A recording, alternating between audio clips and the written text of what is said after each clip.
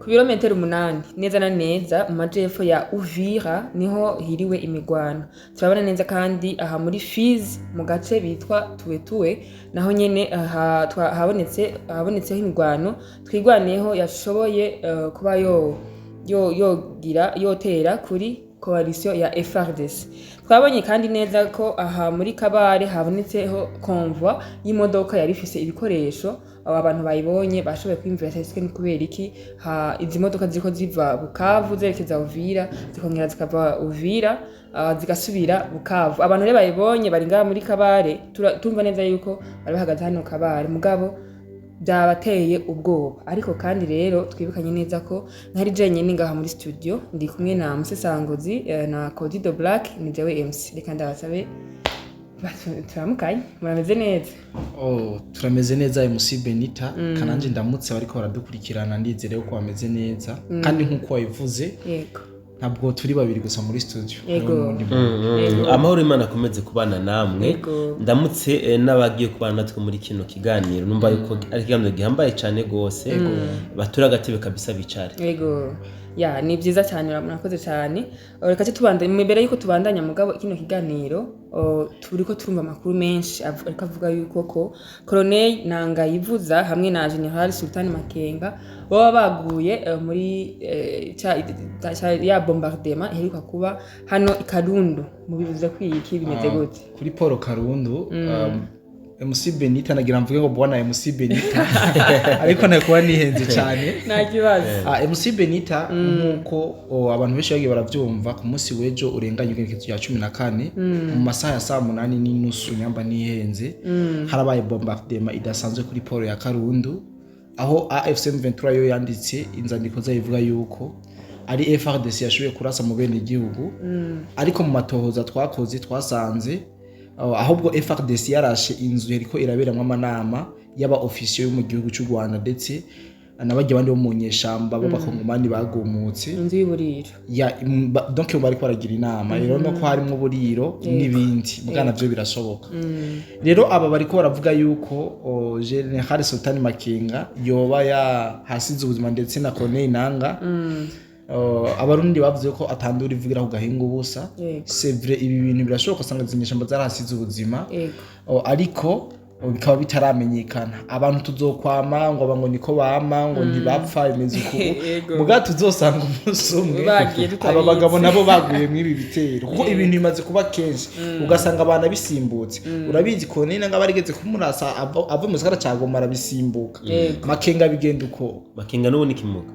Yes ni wa Kenya Wiringoma wese vyagenze ko nyene yararusimbutse abari bamuhetse bose muri ko babishe bwana Musango zinzi ko vyibuka mugabo wararusimbuka. Rero uno munsi nga kuri Paul Karundu hari amakuru urukuru biko ravuga yuko nabo bagabo baba bari mu inama zariko zirahabera kandi amakuru twatoye nuko abasirikare baba officier mu rwego rukuru barenga 40-30 kuduga bahasize ubuzima muri bitero bisigura yuko abari muri zino nzu bose abenshi 80% barapfuye. Abo batapfuye ni nk'abajya baba bari hanze bari bacunze umutekano kubera ko urabona ajya amadrone yaje yibasira kiya kizu bari n'abantu baravye amasanamu cyangwa amafoto ya kiya kibanza bakubisemwo kabisa. Mwabonye ko ari umunyota gusa kabisa. Mwabonye uko inzu ya bomotse kabisa kiya kibombe kirayimba urumva amatafari yo hasaja hejuru amabati yahiye kujya kwibihunda. Sinzi yuko ivyo mwayibonye. Rero abantu bakomeza gukomplika ngo Colonel Nanga ngo ntiyopfa ngo Sultan Makenga ngo ntiyo ngo ni bya bindi ariko ibi bintu muze navyo ne mubishira mu gaciro kubera iki batova. Erega bwupfa bafise amaraso bwana Musango bafise inyama n'amaraso tuzokwama ngo ntibopfa dusanga igihe kimwe bagiye ndumva nanje nogira ico mvuze ariko mumbabarire gato jewe ndakunda kuze ndasoma udukurukuru mba nabonye ahantu tuba tujanye n'ikiganiro umuntu abarimwo cyane. Imbere yuko ntanga nanje avi yanje kuri iki kibazo Benita yadushize imbere hari inkuru ngaha nasomye kuri no rubuga aho banditse ngo Uvira ku munsi wejo haremejwe igitero cyakozwe na drone ya FARDC igahitana abategetsi ba M23. Mu bari mu nama biravugwa ko Linda nawe ariho yari muri iyo nama. Siwe wenyene, hari n'abandi bakivugwa bari muri iyo nama yariko ibera mu gisagara ca Goma. Amakuru ari kuvugwa kuri Linda, uwari meya w'umuji wa Uvira, ko yoba yarahasize ubuzima. Linda yashizweho na M23 igihe bafata bwa mbere Uvira. Ikindi hari ku munsi wejo hakomeje kuvuga amakuru kuri uyu mukobwa Linda. Sinzi impamvu tutarayasorongora neza. Bariko batanga ifoto itariyo. Iriya foto ntabwo ari Linda ujya. Kuko deja bagiye barashwe na bombardement nanjye ikintu nabonye kuri foto. Ariko ujya muntu batweretse ari mu imbugita ngaha. Iyi foto bari kwerekana uyu ari mu imbugita kandi urabona ko bari banamutabuye n'amara ari hejuru. Bariko bashira ngo ni Linda, mugabo bamwe bakavuga bati ashobora kuba ari M23 yamwishe. Kubera ko ngo bamwagiriza ko iwe yaragambanye, aho bavuga yuko ngo uyu Linda ngo nawe ashobora kuba yaratanze amakuru yuko bari mu nama hajya komsa ko RCFDC gacagurutse ijya drone kaza kubamesa. Niko biri kuravuga ngo mugabo nimba kijya kizigari ca Linda wenda urumva ko atoba yahitanywe n'ijya drone nibo baba bamwishe. So twandanize n'ikiganiro cyacu. Je ndavuga ko ba Colonel Nanga yivuza na Sultan Makenga badashobora kuba bahitanywe na kiriya gitero. Impamvu ya mbere nuko bajya abagabo n'abarozi. Bajya abagabo n'abarozi nabakubwiye ko abarozi badapfa. Hinge bajya abagabo n'abarozi bo ku rwego rwo hejuru. Kandi nimba bakurikiranye amasinema amareresi tahura ko bajya ari bahasase. Urumva kandi asase ni wapfa. Asasa apa film ikihera. Uzubira apa film ikihera. Rero imigwano kirangira hamwe bapfuye. Nukuri yaba Colonel Nanga yivuza yapfuye. Nta gitero cari kuba uyu munsi. Donc Nanga yivuza na Sultan Makenga iyo bapfa nta gitero M23 yo gukora uyu munsi. Twabonye tuza kuza mu buryo bwirambuye nko yabivuze amaje fu gisagara ca Uvira habaye operation. Muri Fizi habaye ama operation, sivyo? So bivuze ngo aba barozi bakuru ntibashobora kuja mu gace ahubwo ntanaguciriye mwariho na sheferi bafashe. Voilà yabafure ibitoza ntibayifashe yose na gace n'igitoza ukizako ariko centre barayifise. Ibi rero abakunena ngayivuza n'abarozi bakomeye cyane gose ntibashobora kuza mu gace badafitiye controle y'ikirere. Sivyo ngira ngo mwana nabonye n'igihe batakaje controle gusa amasaha make y'ikirere ca Bukavu nako ca Goma, sorry, bose baracanacanye ko biruka nkaho menga na masasu babarasha nkaho menga bariko barebwa n'intoza ahubwo barirutse nta numwe yasize n'uwundi batakaje gusa sinyare bose mwose atora imodoka yiwe yiruka mu Rwanda. Rero ndahamya yuko magingo aya batagifise controle y'igisagara ca Uvira ndavuga ikirere. Nta Nanga yivuza na Sultan Makenga bashobora kuza hano muri Uvira ntigikunda. Ku munsi wa Johana avuga yuko ngo na Kabira yuba yariho yarari ntibikunda. Bajya n'abarozi bro bajya babirabira kukiyo baraba kukiyo ati nitwaje rero abantu bo kwibaza ko abantu bo baguye muri kiriya gitero sindavyibaza. Kandi abantu boga muri kiriya gitero ngo hashoboye guhera amasaha 28 amakuru atarasakara. Ntibikunda. Uwasohoye amakuru ko Linda yapfuye yariko yamaze gusohora n'amakuru mu buryo bweruye agaragaza ko Makenga na Nanga yivuza nabo nyene boba bapfuye. Je nuko ndavyumva.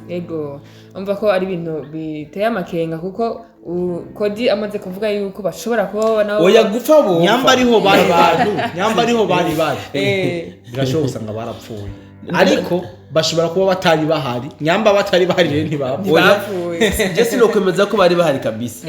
Kuko inama yatanguye saa 6 y'umurango, sivyo? Kuva saa 6 no bidirije bagenda muri kariya ka restaurant nimbe kahoze kitwa nimba ari Blue Cat ibintu nk'ivyo no bariko begereza hajya kandi hari ko bacunzwe gose iyo baza kuba bahari.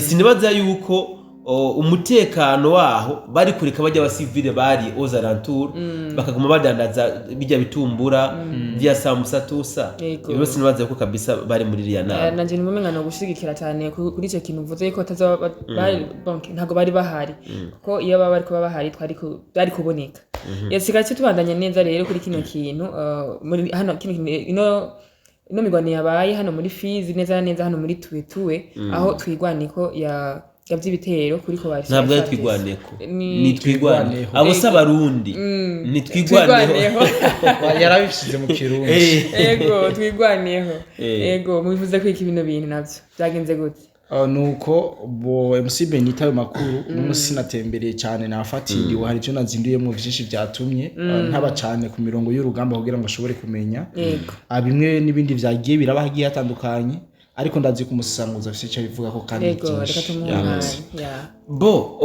imbere yuko nza kuvuga kuri ivyo uburiya habaye ama operation menshi hariya muri Fizi sivyo muri Fizi iki gisirikare cy'abanyamurenge numva igisirikare cyabo tucite igisirikare cyabo mbwa ari nyeshamba muri Kongo iyi twigwaneho bo bagavye ibitero muri tuwe ku bindiro vya coalition ya FARDC igitero bagavye biza kurangira mvuge basomeye bari biteze ko baza kwirukana aba wazalendo na FARDC muri bijya bice byose bari barimwo mugabo bagiye gusanga bariko barasuka amazi ku rutare kuko basanze aba wazalendo bahagaze bwuma bahagaze magabo maze bararinda ibirindiro byabo izinyeshamba zigiriki zirigonga ahubwo hari ikindi kintu caje kuba batari biteze mu bisanzwe hajya muri Minembwe muri Fizi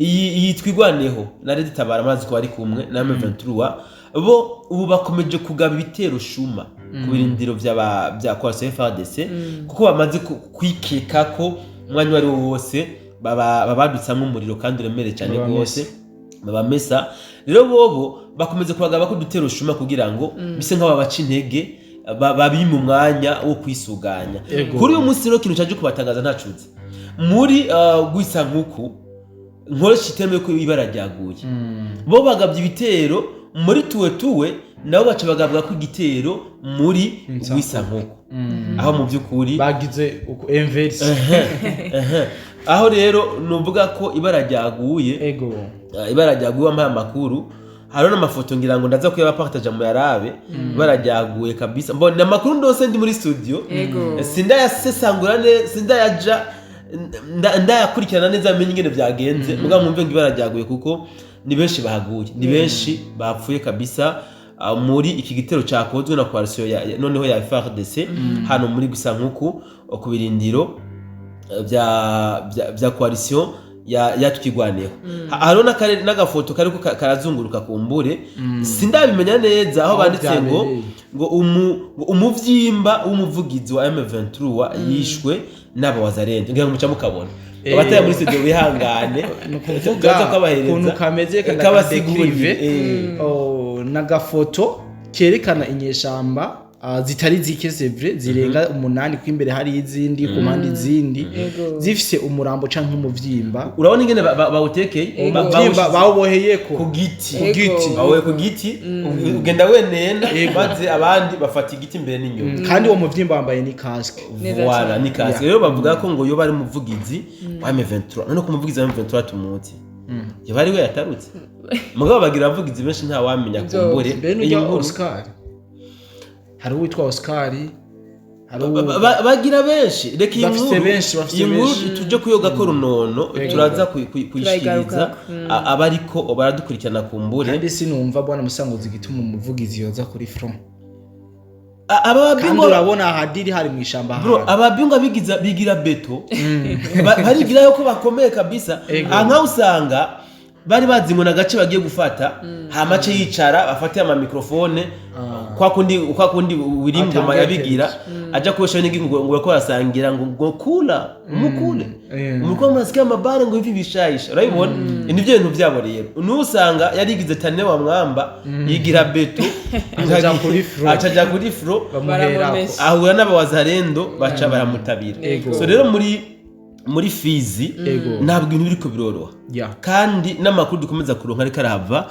hari imyidogo idasanzwe yuko ngo coalition FARDC drone zamiza hejuru nk'ibisiga ibisiga biri ahantu haguye abantu biko bigenda bironde ngene binoba ngamadone kabisa FARDC ajya ni meshane gose kumbere cyo kimwe nahajya munsi ya Uvira ngira ngo twashika nawe nyine turaza akubivugako bwana musesanguzi sinogenda ntagize ico nongeyeko kuri ibijanye n'ibi bitero bikoraba ngaha mu misozi miremire ya Fizi hari haheze imisi tuho turabona ibitero ngaha muri Fizi byari bisa nuko byagabanutse ndibaza twagumye tubibabwira mbere igihe Uvira ifashwe wamengo Fizi ho nta cabaye ibitero byaragabanutse ariko mu misi mikitambutse twagiye twumva abanyamurenge caca twigwane vuga ati abarundi bagarutse bari gushinga ibirindiro za point zero na kibogobogo bibogobogo na bibogobogo aya makundazi yuko abadukurana twayabahaye kandi no munsi turikumva yandi ma attack ariko aragabwaho abatwigwaneho bana musesanguzi ko tuzi wazarendo nayo bavuzemo muri bajya ariko barashingamwe ibirindi bavuze abarundi twavuga ko ari abahungu bantare twavuga ko ari abahungu bantare ariko barataka yitwigwaneho bo ikintu ngiye kuvuga kuri ibi ntacuti buriya izina FEDENEB barikoresha kenshi mu mitego itandukanye sivyo kuriya uribuka ko bwa mbere banabivuze yuko ngo FEDENEB ngo yicishije abanyamurenge inzara ngo FEDENEB ngo byagenze kuna kuriya sivyo mugabo twagiye gusanga bari bafite umugambi bagomba gukora maze bawagirize FEDENEB sivyo bagomba kugira genocide ku banyamurenge bagomba gukora massacre hariya muri za Minembwe za Mikenge za point zero donc mu mihana y'abanyamurenge baca bavyagiriza abarundi kiya gihe ngira ngo murabyibuka yuko umuvugizi wa FEDENEB uyu General de Brigade Gaspard Baratuza yacaye beshuza aprecisa avuga ahantu hari ibirindiro bya FEDENEB rero no kuri ubu kumva bavuga yuko hariya muri za biraro mbiri za bibogobogo n'ahandi ngo hariho ngo ibirindiro bya FEDENEB je bintabyo no kwemeza ntabyo no kwemeza kubera ko n'ubwa mbere bari babeshe ko bahari mugabo badahari nabahari nta atabahari bana musesanguzi sinda guciriye ariko uvuze yuko atabahari mu gihe tuzi yuko ingabo z'u Burundi muri Kongo ziriyo zihagaze ziri mu kirere bo tuvugana kino kintu sivyo tuze tuvuga ibintu dufitiye n'ivyemeza sivyo cyane jewe uco nzi nuko ingabo z'ubundi ziri ku butaka bwa Kongo exactly ahantu nzi ziri muri Baraka zirahari Karemi zirahari wanashaka no ngaha kuri fro muri CU aha Makobora naho nyine zirahari no muri Mwenga ndazi ko zihari sivyo no muri vya bice Eden ni muri Mwenga aho General de Brigade Baratuza yavuze handazi ko abarundi bahari mugabo aha muri ariko na Kavumu yari yayivuze Kavumu ni impande ya point zero buri Kavumu ni Bukavu ni kigwa c'indege oya sipa Kavumu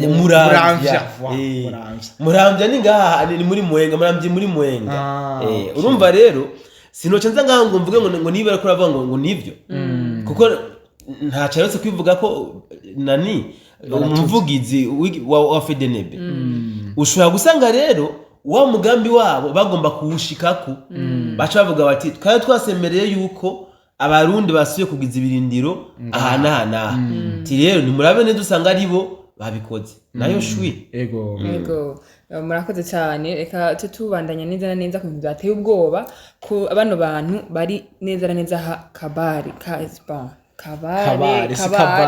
Kabare ego aha Kabare niho habonetse konvoi y'amamodoka yagize amavive uruja n'uruza birabatera ubwoba bimeze gute habaye iki ariko hateguwe iki no kubona musesanguzi Prito MC Benita mbabarire ego c'est vrai ibi bintu nivyo mbere mu kiganiro twari twakoze mu gatondo ka kare twari twabimeze nk'ababicishamwo uvuze yuko habonekanye amakonvo y'amamodoka menshi ava mu gisagara ca Bukavu aza muri Uvira yongera asubira muri Bukavu ndetse ukavuga yuko byashoboye kuvugwa n'abari muri Kabare urabona bari muri Kabare bari hagati na hagati bategereza kubaca baza barababona basubira inyuma barababona. Jewe ico natohoje amakuru nashoboye kuronka nuko izi modoka zaza ngaha mu gisagara ca Uvira zari zigizwe n'imodoka z'abasirikare, amakamyo, habonekanye amafoto menshi ndetse hakigwa n'imodoka z'amajipe harimo n'amambirasi. Niyo makuru twashoboye kuronka. Twashoboye guca dukurikirana ico bari bajemo ngaha mu gisagara ca Uvira. Amakuru dufise nuko bari baje nice cyane utora inkomere ndetse n'ibiziga byasize ubuzima mu bitero vyabaye ku munsi w'ejo hajya kuri poro ya Karundo bwana Musisanguzi. Rero kuza kwazo mu gisagara ca Uvira mwumve yuko bari baje gutora, gusubira inyuma kwabo mwumve yuko hari ivyo bari basubije inyuma, kuko amakuru dufise nuko izo modoka z'amakamyo arizo zoba zatwaye ivyo biziga vyahasize ubuzima nga mu gisagara ca Uvira haniza kuri Poro Karundo. Ndetse ayo mambirasi nayo akaba yatwaye inkomere z'abashoboye kuhakomerekera. Anayo makuru twashoboye gutororokanya, sinzi Musisanguzi nawe yuko yoba bizi kontre nanje agashobora kutubwira nawe uko inkuru yayitohoje. Bo iyi nkuru nta byinshi ndayizi ko, usibye ko hariho amakuru y'abari ko bavuga bati kumbure tubona umenga basa n'abari bavuye ku mafront, kuko hariho n'iyindi kolone yagaragaye ku munsi w'ejo mu masaha y'ijoro bavuga bati ko turabona abasirikare benshi b'u Rwanda, aho mbere bamwe bavuga bati twibaza yuko boba bagiye gutera u Burundi, sivyo byaravuzwe.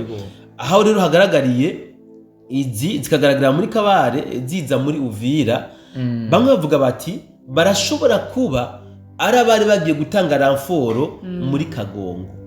Bako mu Kagongo ibi ntabwo ari wanyemiriro iguma mu mbere imaze y'imisi, nuko kumbere turahaza ko neze naho ibyahiriwe, sivyo. Abandi bakavuga bati rero bashitse babona ishamba sigeru, baca bahitamo gusubiza imodoka inyuma, kubera ko ari naho nyene ngo drone ziguma hejuru nk'ibihori hajya muri za Kagongo za ni nk'iyi plene de la Ruzizi yose. Voilà. Sino sinibaza yuko bariya baguye hariya muri Ikarundo yuko gushika maginga yabo barakiri muri Uvira, kubera kujya frappe yabaye saa munani izuba riva, sivyo.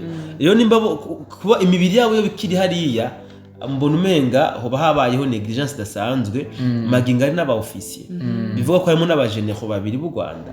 Rero nibaza ko ahubwo ico no kwepuza cyane ni iki bavuga bati nabari bagiye gutanga ramfort, mugabo basanga ishamba sigero.